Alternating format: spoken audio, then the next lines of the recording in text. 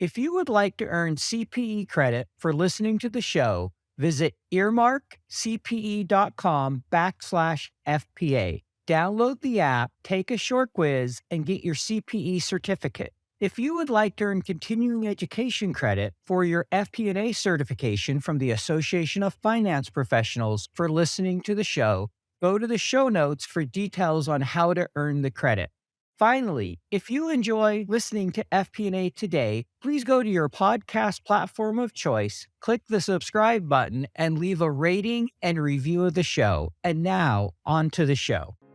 From DataRS, this is FP&A Today. Hello, everyone. Welcome to FP&A Today.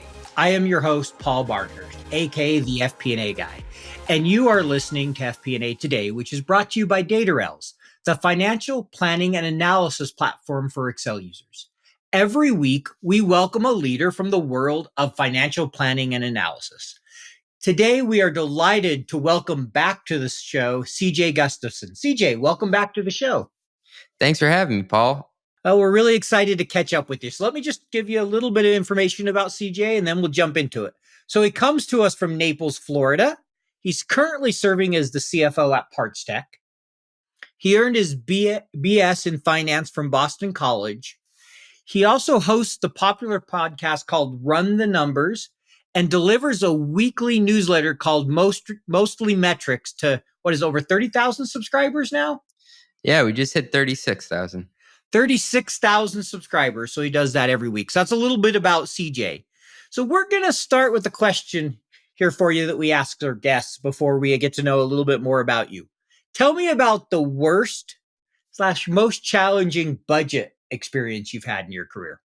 This is an easy one. So I was leading FP&A at a fast-growing cybersecurity company in March of 2020 when COVID hit. And I remember we had probably 12 to 15 large deals for us on the table with transportation and hospitality companies. They were in the pipeline and we thought they were going to close that quarter. And it was important for us because we thought that we would be gearing up for a fundraise within, the next couple months. And those deals just completely evaporated. They fell out of the bottom. And we also had other tech companies that were thinking about buying from us, but everybody saw how the dominoes fell. They got skittish as well and may have had to make some layoffs, and they kind of put some deals on pause. And it was the weirdest 3 to 4 month period because everyone was kind of in this pause. It was like, hurry up and wait. But then, we moved fast and we made some changes in the headcount front. We paused hiring and we made moves to extend our cash runway. I had worked probably for 6 months on this operating plan and it was thrown away within a week, completely thrown away. And then 45 days later, that major downward revision to the plan just also evaporated. So things started to speed back up. People found a new way of doing business and collaborating virtually.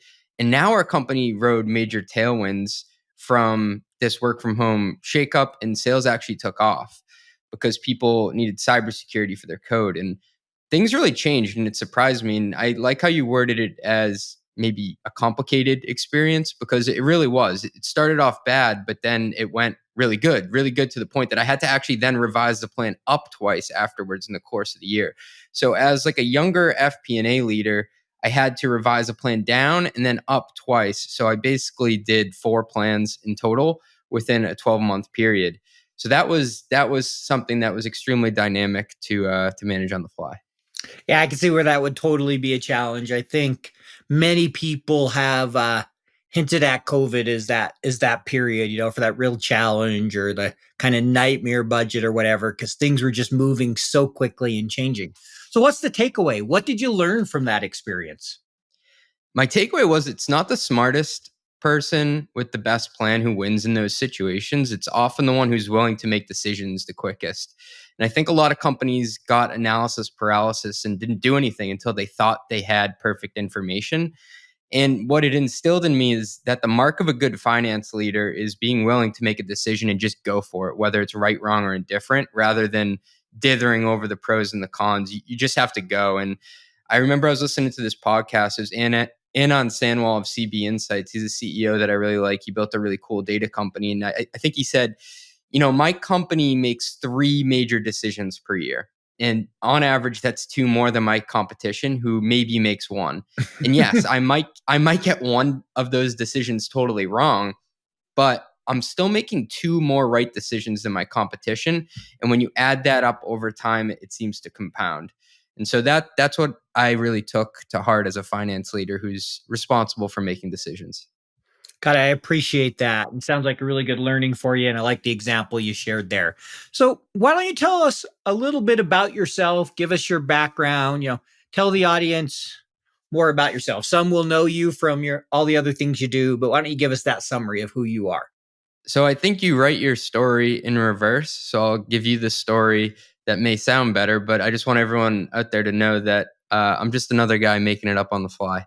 So, I I'll started out. vouch for you. You're just another guy.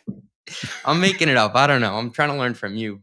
So out of college, I had a finance degree, didn't really know what to do with it. So I got lucky in the sense that I went to a really big company, PwC, PricewaterhouseCoopers, and learned how to be a professional. So there are a ton of things that they don't teach you in college, like, how to staple a PowerPoint deck correctly so you can flip it the right way if it's on both sides, how to write a business email, how to have conversations at dinner that are work appropriate.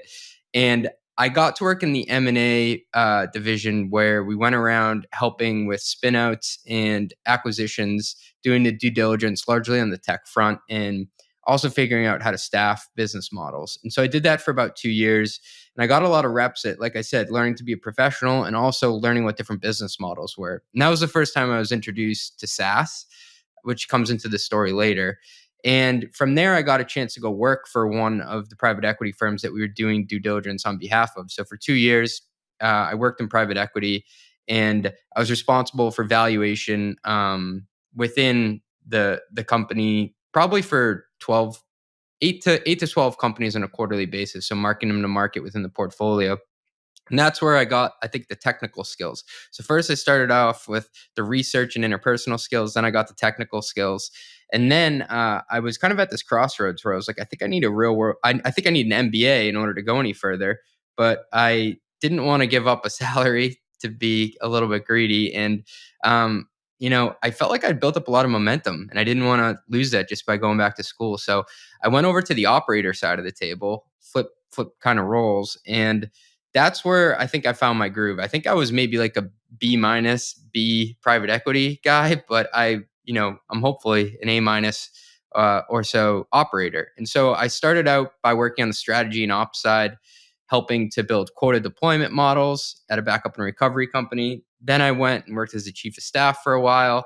And something you'll notice is that I had stints in different departments along the way. So then I went to go build out the first FP&A group at the company. And that's where I started getting stamps kind of on my CFO passport along the way. And ever since then, I've been helping high growth tech companies scale. Got it. Well, I appreciate the background there. So, why don't you fill in our audience what you've been up to over the last year? I think we had you on around this. Let's see, was it this time last year? Probably it's been about a year now. I think you were just getting ready to take your CFO job. If I remember, you just accepted it. I spoke to you, Paul, the week before I started it, and I was pretty nervous at the time. It was my first CFO gig, and I think I was talking a lot in theory of what I thought it would be, and now I can tell you a little bit more of the reality. So it's been quite the ride. And what I've enjoyed the most, I think, is the ability to help impact the culture of an organization. I think for a long time, I saw myself as just purely a finance person. And now I'm looking at myself as more of a leader who can contribute to the company's overall look and feel. So, yes, you have to make important decisions, but you're also dealing with people day to day and helping to make what I think is really just breaking down barriers for people and being someone to help with the removing blockers within the organization to go faster. And I think that's been one of the bigger revelations for me. It's less about the numbers day to day, which I am extremely close to. It's also about helping people get things done faster, and that's what finance can do. So was that a surprise for you how much it was about people? Did you expect it to be more about numbers? Or maybe start there. What's kind of been the, I guess, biggest surprise for you so far? First surprise was the higher up I think you get in an org, the more you become a psychologist to people or almost like a guidance counselor in a lot of ways, whether it be for your peers or for the people on your team. Because at organizations, a lot of times it's not just about how the numbers are adding up, it's about how people are interacting with one another. And for the longest time, I just wanted to be the best in the room at the numbers. Now I'm learning that the EQ part is actually probably going to get me further in my career than the IQ. I really appreciate you saying that. And when you mention, part like therapist, psychologist, I remember Carl Seidman, when I had him on the show, he mentioned with some of these turnarounds, he goes, there's a little bit of finance doing, but I'm like part therapist, part, counselor, and all those things that you don't think about, which is a lot of the EQ and the relationships. And, as you said, tearing down barriers and things like that. So that But I doesn't mean, surprise there me. are some other surprises as well. I think the first one was that you have to read all the contracts you sign. And it sounds funny just to say it out loud, but the reality is, I mean, as CFO, you're also the chief risk officer in a lot of ways, right? Mm-hmm. So there's no backstop. If you sign up for a crappy deal, it's on you, man. Like, no one's going to bail you out of that. And I think realizing that there's less of a safety net than when you're under a CFO is it's both frightening and liberating in a lot of ways. You're kind of looking at the situation like, wow, this is on me. This is cool. I have a chance to succeed or fail, but I have to make sure I make the right decisions for the company and I have to do my research. So as a CFO, there are a lot of boring things you have to read and sign, but it's important because if you're not going to read it and put the time in, then who is? That's been a big one. And then I think the second one is I thought when I got to CFO, I'd just be talking to people who also reported to the CEO all day. But the most valuable information I get are actually from the people who report to my peers, not from my peers themselves. Look, I love talking to them and, we have great relationships, but I think talking to the people on the ground in the weeds, you just get these nuggets of information that you wouldn't get otherwise. So I try to get out into the org and not only talk to other departments, but talk to people at different levels of the departments. And so that was a big unlock for me. Appreciate you sharing those. Those are some great lessons in there. So I'm curious, when you first came in, I'm sure you had to do some things to build out the team, figure out, how you wanted to structure it. I know you're a growing company. So maybe talk a little bit of how you built it out. What was your, first hire when you came into the role? How have you thought about FP&A? So just talk a little bit about building out the team, that whole experience. Yeah, so I was extremely honest with what I knew and what I didn't know. And I'm always the first one in the room to say, I'll ask the stupid question. And I didn't like doing that early in my career, but now I feel like people respect me more for it and people will ping you and be like, I had that same question. I just didn't want to ask. But I'm a little off track. But the first hire I made was to find a kick-ass controller. I'm not a CPA. I'm dangerous enough with a balance sheet, but I'm not going to be in there closing the books correctly. So that was by far my first hire that I wanted to make. So I remembered right, because Yeah, that's what I had guessed you were going to say as controller. controller for me. And I think like if I had the accounting background, it would be let me find a FP&A person first. But Mm-hmm. I could make the first operating plan, which Sure. I did, and then I hired an FP&A person who he's amazing, has a skill set that even I didn't have when I was leading FP&A teams, and he's supercharged our insights. So for me, it was crawl, walk, run in the sense of, look, CJ, you have to get people paid on time. You have to make sure you don't run out of money. And then after you progress through those levels of like Maslow's hierarchy of needs, then you can start to get to the analysis and the cool stuff. And that was like the third piece. Now I inherited a business intelligence team, and that's where the really neat takeaways seem to happen. And we're getting to that. I don't know if we're running yet, but we're definitely walking it out of the crawl phase. I like how you said the hierarchy of needs and mentioned the different things, getting the right people, not running out of cash, getting into insights, right? You have to start and build those building blocks, especially in a scaling company. I know you guys are what, Series C? Is that where you're at? Series Yeah, B? we raised Series C after I was about 5 months in. And so that helped me sleep at night too, just knowing that if we do things right, I'm never going to have to cut headcount and just be responsible so we can control our own destiny. Yeah, I bet having that additional cash to extend things and allow you to really be in control probably helped you, like you said, sleep a lot better at night, made a big Yeah. difference. Yeah. And I need that now because I have a new baby and I'm not sleeping much. So the cash in the bank helps, Paul. Yes, and congratulations. How old? A week or two? Thank you. 4 days now. 4 days. And you're already on a pot. Man, I'm not sure how you do it, but congratulations is what I'll say. That's awesome for you. It's Thank you, sir. number 2? Number 2, fellow girl dad. Love it. I only have a daughter, so we between 3 of us, we got 3 girls. There you go. We got the girls covered. You know what it is like. 13 different spreadsheets emailed out to 23 different budget holders. Multiple iterations, version control, errors, back and forth updates. You never really feel in control of the consolidation and collection process. Yep, I've been there. Stop, breathe. DataRS is the financial planning and analysis platform for Excel users. DataRS takes data from all your company's disparate sources. No organization is too complex, consolidating everything into one place, secured in the cloud. Now all your data finally talking to each other.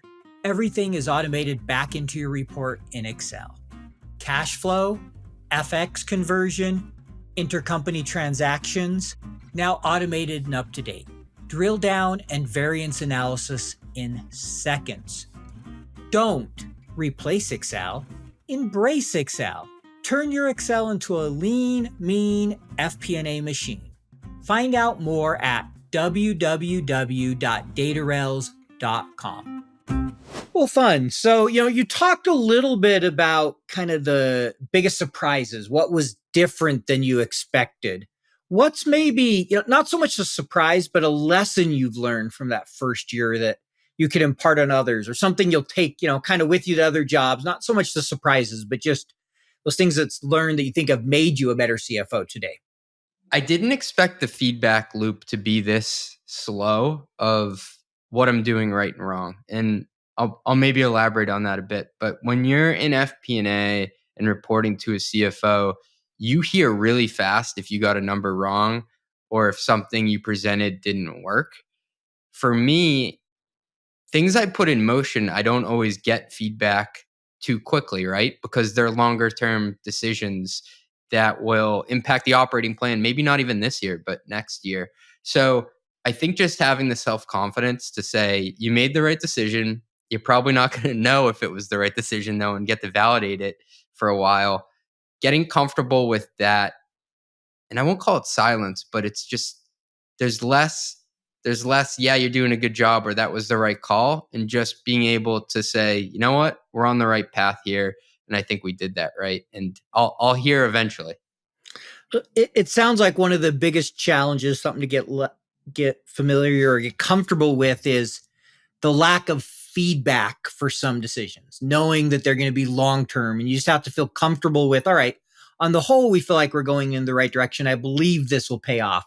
So was it getting comfortable with not having the feedback that was hard?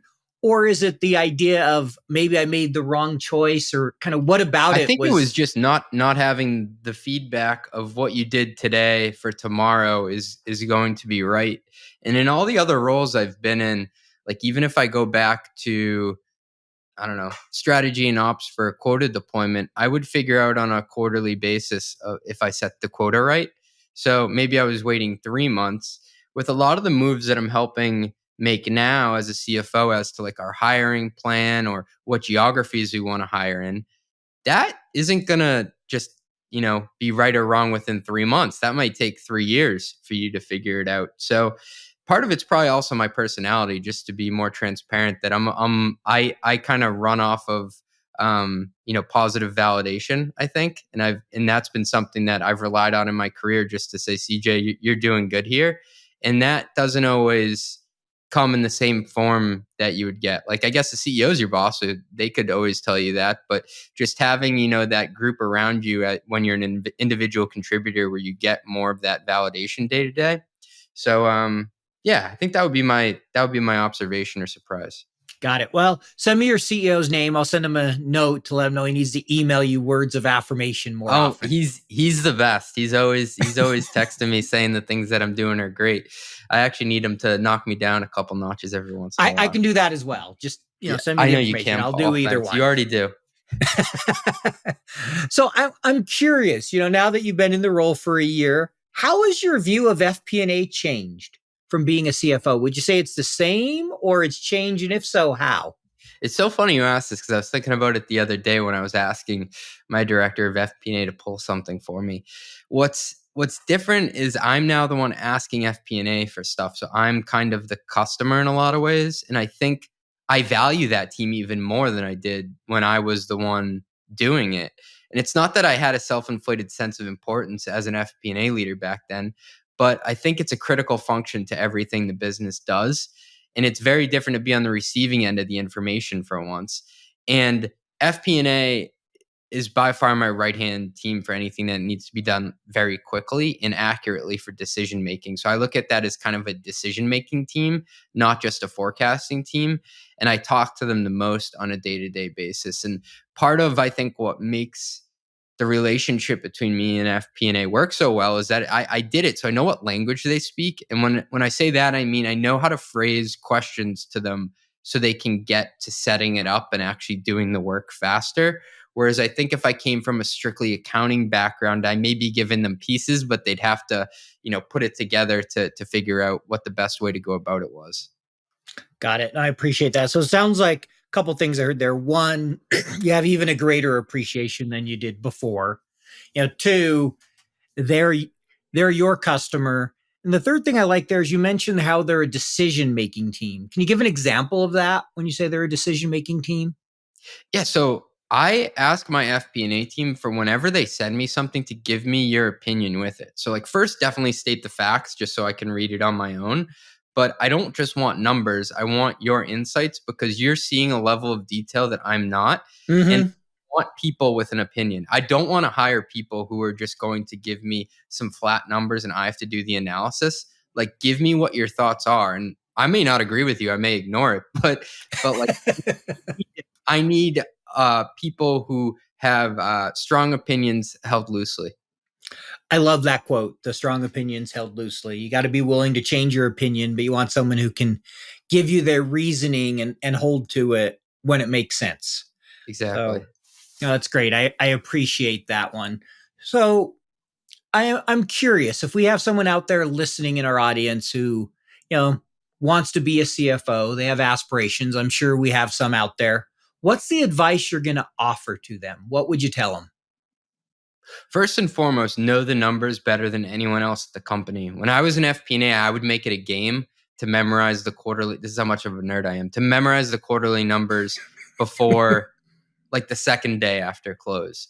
And that was a gateway drug for me in a lot of ways because once I realized that I knew the numbers better and other people knew that CJ is the person to go to for those numbers, they started bringing me to calls that I probably didn't belong on. And that expedited my learning curve because the CEO or CFO could be like, in last quarter, we did this many in addition. CJ, what was the exact number on that? And I would just chime in from the background. So even though I wasn't giving an opinion on those calls, I was what I'll call the safety blanket. So there's an analogy in football that, a lot of times the tight end is the safety blanket that you check down to. So I was the one that they would check down to on calls to pull a number out of the hat to make it seem like, this team knows their stuff. So I would say know the numbers better than anyone else. Good advice. I appreciate that advice. And yeah, I can remember many times being asked numbers and general manager always appreciating, okay, yeah, the number is this or that, knowing them off the top of my head or being able to quickly get to them if I didn't know them, right? Being able to provide that insight. So that's really solid advice for anyone in finance that wants to be a CFO. I actually now that you got me thinking, Paul, another incredible thing that FP&A people can do is to take notes on any call they get invited to. And a lot of people say, oh, taking notes, it's like a menial task. Like I'm above that. No, if you have the notes, you have the record of what went along on that call, and people will need it later and they will have to come for you. So you are a gatekeeper of information. And if you can distill that into takeaways for people, you will keep getting invited to things that may have taken a lot longer in your career to get to. So take notes. Got it. Love that. A lot of good reasons to take notes. You remember things better as well. And yeah, when someone can go to you and say, all right, hey, do you remember? And you can look it up and be like, yeah, it was this we were talking about, or this was the number or whatever. Yeah. So I'm going to guess you're a note taker. Oh, I have a Notion encyclopedia, Paul. It goes way back. I figured you had to with all the writing you do. I know you. Yeah. I've seen enough when we've been together of you taking notes to figure you're a voracious note taker. So I'll just come to you when I need information. I take notes on you, Paul. I take lots of notes on you. That's scary. We won't go there. One other question. You mentioned the BI team, so analytics recently that was put under your umbrella. Why was that? Maybe talk a little bit about the thinking of having analytics under a CFO and your thoughts of that. For our group, it was time to insights. That's what we were going for. So getting to insights faster. And our CTO did an incredible job getting the group off the ground. The first phase of any BI team is to get the infrastructure set up. So get Snowflake going as the data lake, get Sigma going as our BI tool, or maybe you'll use Looker. Get Talend or Stitch set up as the way to transport the data. And that is a lot of engineering work that I am not qualified to do. I'll be the first to say that. Mm-hmm. What I do have a good view on, though, are the metrics that are most impactful to the business. And my BI person and my FP&A person are tied at the hip. They work together probably more than anyone else in the finance department. And I would say to whoever's listening, if you're in either one of those roles, get to know the other one, because you are a powerful duo together. It's like putting data insights on steroids when you combine FP&A and BI. And since we've made that move, I think we've moved a lot closer to what will be most impactful in decision making that can be interesting, and less so what's interesting and then can we use it for decision making. So a lot of orgs, when they first start out with BI, I've noticed, go after what's the sexy stat or what looks cool. You can do that, but it also has to be something that you can digest and use to make a decision for the business. Great point about it needs to be something that you can use for the business. If insights don't aid decision making, they're not a lot of value. They're nice. They're kind of like you mentioned, like the sexy, the follower metric or views, things that don't necessarily drive the bottom line, but they look nice when people see them. You really want what helps me drive the bottom line. What are important insights that are going to really allow me to move the business forward, to make a difference? You nailed it. And so with that, just one other thought, I want to get your thoughts. So, we had Casey Wu on the show. I know we both know him. He's been a CFO multiple times. He made the comment that you can tell if a CFO is what he called a modern CFO because they'll have BI or data analytics report to them. He's like, you see that a lot more today. Any thoughts on that quote? What's your take on that? Oh man, Casey's the homie. I got to agree with him there. I think it should go under whoever's digesting the signals from the business the most. So it could go under a COO. It could go under a leader from product. I think also a way to differentiate is if the data you're looking at is more financial data, so it's linked to sales in some way, or is it more production data? And what I mean by that is it linked to the product, like number of searches. And so that was a big consideration that we made before we moved the team. We looked at it and said, day to day is more than 50% of the insights coming out related to what the product itself is producing?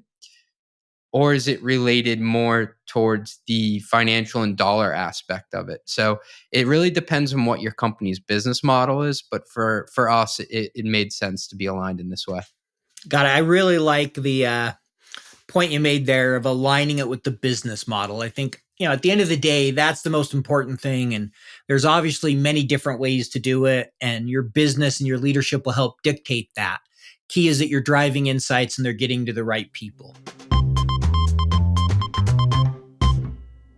All right. So next question I have for you, because this would not be a CJ episode without this, as you know. Uh-oh. Okay. SaaS metrics. When I hear SaaS metrics, I think of CJ. So tell our audience, now that you've been a CFO for a year, what are your 3 favorite SaaS metrics and why? First of all, that's the kindest branding I've ever got, that when you think of SaaS metrics, you think of CJ. So I must be doing something right here, Paul. Thank you for that. This is like as if I had a bunch of kids and you're asking me to pick my favorite. Yeah, pick out of the 2 you have right now. Both. My all-time favorite metric, and me and you have gone back and forth on this, is ARR per employee. I bet you were hoping I would say this. And I think it's because it cuts through all the noise and it speaks to the company's overall efficiency. And most SaaS companies, you want to demonstrate leverage in your business model. So am I getting more for the dollars I'm putting in? And in most of those companies, 70 to 75% of the dollars you're putting in to resource the business are people. They walk on 2 legs. So I think it tells you if you're getting more efficient over time. Yeah, and I think historically we look at it, definitely it can provide some efficiency. I'm not as big of a fan on per head, probably because I've seen some SaaS businesses that have a lot of transactional and are very messy. And so I don't know that it's always been as applicable as I think it is in a pure SaaS play. So there's some other metrics I prefer. We've had this discussion before. I figured you'd say ARR per head, but I definitely can see the value of it. I get what you're saying, especially when you're looking at it historically and you're looking for leverage. It can be a quick way to see if you're getting it. So I can appreciate that. Wouldn't put it top of my list, but then, it wouldn't be any fun if we didn't have some differences, right? What's the other 2? You listed 1, but what's your other 2 metrics? Net dollar retention. So it shows up as either a dividend or a tax on the business. And it shows you what you could hypothetically grow your company to if you packed up and went on vacation for a year. So 130% means you would grow 30% year over year if you didn't bring on another customer. And I think that's pretty powerful. Yeah, I'm a big fan of net dollar retention. I think that's a really good one. And just like you said, it helps you know where you're funding your business. And are your customers helping you fund your growth? What's the third one? I can tell you're thinking there. The third one, probably NPS score. No, I'm just kidding. I think that's like the Nickelback of SaaS metrics. I think that's the worst metric ever. I would say. So you like Nickelback? I take it. Some people like Nickelback. I would say CAC payback period. I think CAC payback period on a trailing 12-month basis is really good. I do like LTV to CAC, but I think that's like the most compound of compound metrics. It's just to steal a term from the great Dave Kellogg, because it's too hard to point to one person in the org who owns that, and there are too many inputs for LTV to CAC. But CAC payback period is really powerful for SaaS companies who are trying to figure out basically, like, I put $1 out into the world, how fast do I get that back? I remember that was a big part that helped us guide our commission plans. Ooh. In whatever business that was pure SaaS, is trying to think about, okay, how much are we paying out? How long is it going to take to recoup that? And looking at the commissions, because that was one of the biggest costs that went into that CAC. We didn't have a huge marketing budget. A big part of it was an inside sales team. And so we looked really closely at, okay, how much we're paying them? How much do we get paid back? How does that impact our overall CAC? And making sure we were incentivizing them correctly, but we weren't putting ourselves in a bad situation. And it impacted some of the things like, all right, clawbacks and some of those type of things in, sales plans. So I'm a big fan of CAC. I think there's a lot of areas where if you use it strategically and really think about how you incentivize people, there's a lot you can do around CAC. We use it religiously at everywhere I've worked. And I love that you tied it back to commission plans, because I think a lot of people forget to link it to how much you're paying reps. They'll just look at it like overall sales and marketing, and I'll lag it by 1 quarter. It's like, no, you got to go down to figure out how much you're willing to pay per registration, per lead, per deal. And then to go down and say, well, what's the derivative of this CAC payback period? And a lot of times I'll look at what my effective commission rate is that I'm paying out to the force. to make sure, is that more or less than what I bargained for? Yeah, no, I love looking at all that cost. I also like taking, okay, what's the total salary, their total travel, the all-in cost versus the sales I generated that year. What's it costing me to add every dollar? And then once you figure out how long that dollar stays, there's just a lot you can do with separating the sales and marketing and then looking at them combined for CAC. I think as you drill in, you can start to figure out, okay, where's the problem? Where are we overpaying or what's not delivering on the, causing an issue with our CAC? I mean, I've looked at it before at other places where we had a heavy field sales team and they're flying all around the country, all around the world. And you step back, you're like, if we reduced travel by 25%, we would take 2 months off this thing. So like you said, Paul, you can't just stop at this, this amalgamation of just sales and marketing. You got to go down another level. Yeah. And it was a real challenge because I think what was unique about the businesses I had is we had a high account management team.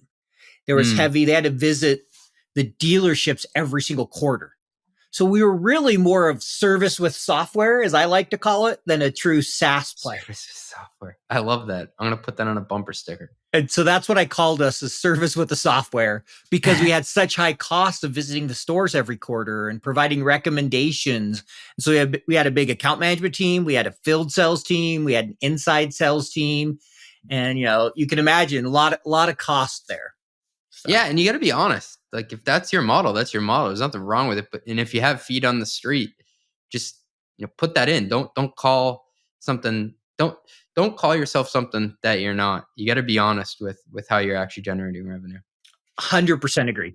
You really have to know who you are. Sometimes everybody wants to call themselves SaaS, and you're like, oh, that's there really have been so SaaS. many companies. There's so many companies that have done that, and they're really like professional services organizations. And how you can tell is, does this scale linearly by throwing people at the issue? Or do I actually get some leverage in my model once I get to a certain point? Because if you're just saying, I need to keep putting widgets in, which are people, in order to scale revenue, I mean, that dog doesn't hunt in the long term. Yeah. And that's probably why ARR per head hasn't been as big for me, as I've been in companies that aren't really true SaaS for the most part, with the account management, all the different things. So there's different things I'd look at beyond just that. Yeah. Different weapons for different battles. Without a doubt. All right. So you recently launched a podcast called Run the Numbers. I know you talk a lot about SaaS and SaaS metrics like we just talked about. So tell our audience about the show and kind of the experience you've had so far doing that. Sure. So the podcast plunge, it's been fun. It's been more work than I bargained for, but it's been, oh, my goodness, you didn't tell me that, Paul. I didn't want to scare you away. I know. And now that I'm in, I can't stop. It's been the greatest life hack in terms of networking. So getting smart people to pick up the phone and have conversations with me that maybe otherwise I couldn't have reached. And it's accelerated my own personal learning curve. And what I found out in the process is like, I'm kind of my ICP, or ideal customer profile. I think at first I was going to try to create a podcast. Same thing with the newsletter, for like a fictional person, a fictional, smart, ambitious person that was out there. And I just started asking questions that were relevant to what I was going through at the time, or what I was going through 5 years ago. And so a lot of that, plays out in me interviewing CFOs on their decision-making frameworks and how they've approached problems in the past and how they've built out their teams for scale and how they've built relationships, I think, with their peers. So it goes beyond just numbers. I know it's called Run the Numbers. And then what we've also done is expanded into talking to business partners of CFOs. So talk to a VP of sales, talk to a CMO, and see, how they run their businesses, but from a finance lens. So it's all from a finance lens. I've talked to a lot of smart VCs as well on the other side of the table, but it's always been from the angle of what would be immediately useful to a ambitious finance person who's trying to make sense of the business that they're running. Love it. And you're about 15 episodes in roughly now? We just released number 17 today, Paul. I was close. We're getting up there. Yeah. Well, congratulations. And I agree with you. Hosting a podcast is a life hack. The stuff you learn, the people you get to talk to, the access is just amazing. I've talked to people I don't think I'd ever meet without a podcast. I still hate the sound of my own voice. I don't know if I'll ever. Do you ever get over that? Do you like the sound of your voice? No, not really. I don't think I've ever got over it. It's got better, a little easier. but I still listen to myself sometimes. I'm like, why do people like to listen to me? I hate my voice. I've been asking my wife to listen to the podcast and give me pointers, and she keeps saying, I have to listen to you all day. You think in my only spare moments I want to listen to you more? I was like, oh, thank you. Love you too. That's great. There you go. Yeah. So she doesn't want to listen to you more. No, true love. All right. So got one more question here, and then we're going to get into the get to know you section. So tell me about a time in your career when you experienced a strategic moment. And what I mean by that is you found a strategic insight that allowed you to empower change within the organization. And we'll say positive change. I'll give you one, but the way I went about it was negative. Okay. All right. So I was at a multinational software company, and they had never been able to get their P&L down to uh, geographies, so segmenting it out by geo, and basically building business units and business unit P&Ls. So we never got to that point, and I was the first one to do it. And what fell out of it was that Europe was basically subsidizing the entire US's operations. The US was like the least efficient of all the geos. Asia was still in startup mode, so that wasn't really like you could beat it up. But the US, it was like we're plowing all this money into trying to make this enterprise motion, and it's really expensive, and the CAC payback period is not that good. Europe is a money printer. You would invest in the Europe business every day of the week if you could. And it was great work, not to toot my own horn, but I went about it in the wrong way. So I presented it on a call, I remember, where I thought I was, splitting the atom and presenting this amazing science project, but I was actually crapping all over one leader's geography. And I think it upset him. I knew it upset him because I got a nasty gram after. I should have approached it in a way that had a better soft skill approach to it, where I went to him first. I gave him the insight so he wasn't surprised on the call. And there was still change that was made in the org. I think we invested in headcount a little bit differently, and we looked to get more out of the SMB and mid-market in the US. But the way that I went about communicating the message was definitely a miss on my part. I've heard you share that example somewhere before, and what I really like about that example is a couple things. One, yes, you drove change, but two, you recognize the learning from it. When I teach my FP&A course, one of the things that we always tell people is make sure you communicate before that meeting, especially if it's bad news. You should never surprise leadership and management. Make sure they have that opportunity to chime in so they're ready and prepared. And unfortunately, it sounds like you learned that lesson the hard way by beating somebody up and him not being too happy with you. Yeah, no one's going to celebrate your math being right if you're surprising them. And leaders don't like to be surprised. So in that meeting, I learned about the power of the meeting before the meeting. Got it. Yeah, great. Yes, I love that. The power of the meeting before the meeting, because there is huge power in that. Aligning people, getting them on the same page, making sure nobody's surprised, and the meeting goes more smoothly than it would otherwise. So really good advice there. All right. So now we're going to move to the get to know you section. Got 4 questions for you. You get no more than 30 seconds for each answer. So we'll keep these ones brief. First one is, what is something interesting about you that not many people know? I do a lot of running. So sometimes I'll throw it on Twitter that I did a 5K road race and collapsed and threw up in the bushes after. But I go all too hard in local 5K community road races. It gives me something to work out towards and keep something on the calendar. I would do something more ambitious like a marathon, but I only have an hour to work out each day. And I think my wife would kill me with all the podcasts and newsletters I'm already doing. Well, if you ever free up the time, I'll run a marathon with you. I've done a few. So. Okay, deal. I'll let you pace me. All righty, sounds good. What's your fastest time on that 5K? Let me guess. 17 in the last year, 1745. I ran 1628 last December, but I'm coming up on that time. I've dipped under 17 probably 4 or 5 times, but it's getting harder and harder every race. That is impressive. Those are good times. And yes, it will only get harder as you get older. Yeah. So get used to it. All right. If you could meet one person in the world, dead or alive, who is it and why? Other than you, Paul, it would be Bill Simmons. So he's a sports and pop culture writer, and he's Boston, influenced. right? Yeah, Boston too, because Yeah, I'm I know who originally Bill from Simmons Boston. is. Yeah, I'm a big Celtics fan, and I he has such a great writing style where his voice comes across in a compelling way where you want to hang out with the guy. And he's built two fantastic media businesses, Grantland and The Ringer. And what I like the most is that he makes it cool to be a fan of what you're covering. I think before in media, a lot of sports journalists took this super removed and emotionless and sterile Mhm. approach to their coverage. And he's like, no, this is fun. Like, let's make it fun. Let's have some emotions. And I've tried to do that with writing and podcasting about business. So I'm a fan of business and I have a lot of fun with it and I try to celebrate it.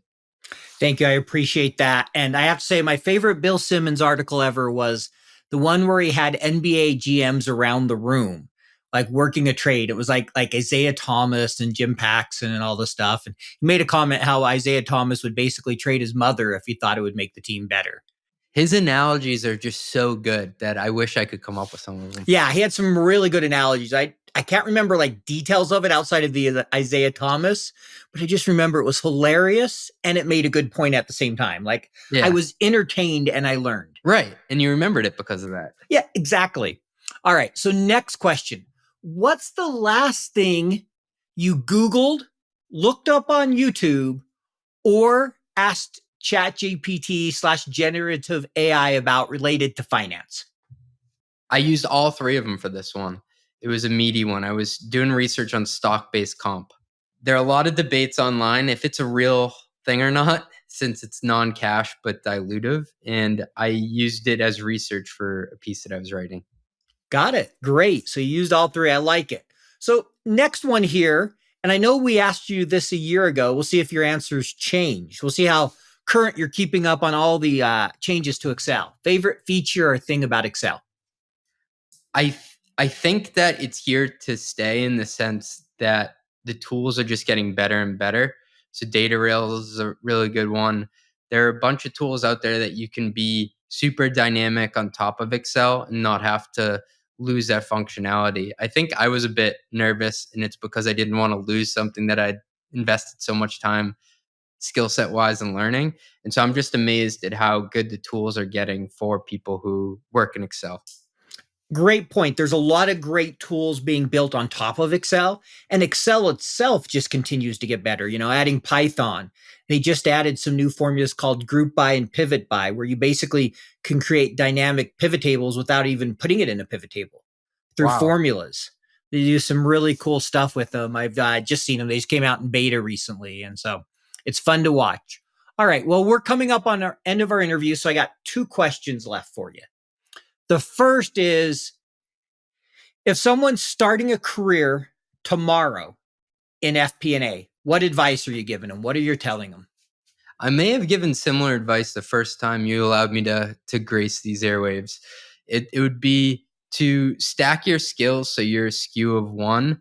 And this has become even more meaningful to me in the last year as I've become a CFO who's trying to do it in his own kind of unique way and stay true to myself, and in writing and podcasting. What I mean by that is to take things that you're uniquely qualified to do. So for me, there weren't a lot of people who were writing about metrics in a way that was fun, engaging, and had, gifs and pop culture references. That's how you can stand out.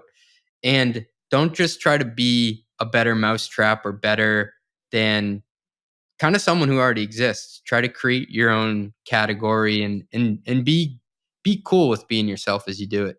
Couldn't have said it better about just being yourself, accept who you are, and enjoy it.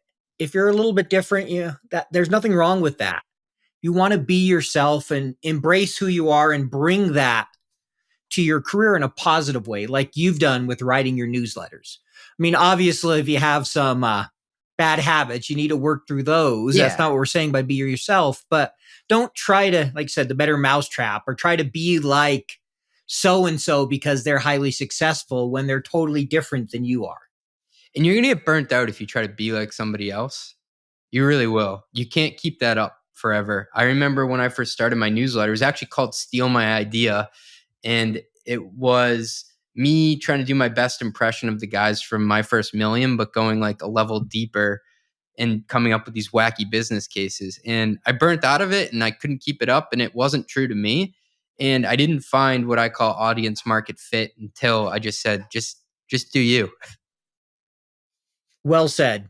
Last question. If someone wants to get a hold of you, what's the best way for them to do that? If I remember right, your phone number is... My social is. You can hit me up on Twitter, CJ Gustafson 222, or hit me up on LinkedIn, or subscribe to mostlymetrics.com and then just reply to one of the emails. I get back to people pretty quickly. All right. Well, thank you so much for sharing that and for being on the show, being a repeat guest. We loved hearing about your journey over the last year with first-time CFO, having a little one, starting a podcast, growing your newsletter. Any other firsts in there? No, I mean, being able to come on the podcast for the second time is an honor. And I got to say, Paul, it's amazing to see your growth. I'm celebrating it with you, man. Congrats. Well, thank you. Same to you. I love watching your growth. And thanks again for being on the show, CJ. Thanks.